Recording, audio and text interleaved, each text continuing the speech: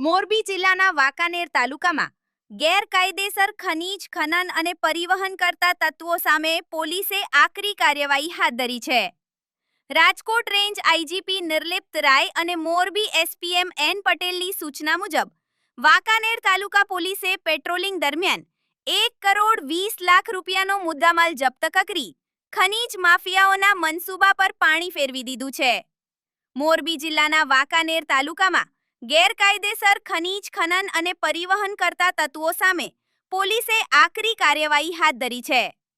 Rajkot range IGP Nirlipt રાય અને Morbi SPM N પટેલની સૂચના મુજબ વાંકાનેર તાલુકા પોલીસે પેટ્રોલિંગ દરમિયાન 1,20,00,000 રૂપિયાનો મુદ્દામાલ જપ્ત કરી ખનીજ માફિયાઓના મનસૂબા પર પાણી ફેરવી દીધું છે.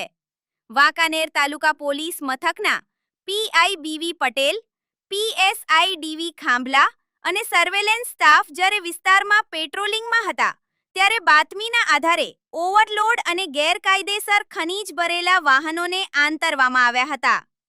તપાસ દરમિયાન 4 અશોક લેલેન્ડ કંપનીના ડમ્પરો મળી આવ્યા હતા, જે કોઈ પણ માન્ય પાસ પરમિટ વગર ખનીજનું વહન કરી રહ્યા હતા. પોલીસે GJ8 AU 7124, GJ3 BY 8288, GJ3 BY 7953 અને GJ11 VV 9695 નંબરના ચારેય ડમ્પરો મળી કુલ 1,20,00,000 રૂપિયાનો મુદ્દામાલ કબજે કર્યો છે. આ કાર્યવાહીથી પંથકના ખનીજ ચોરોમાં ભારે ફફડાટ વ્યાપી ગયો છે.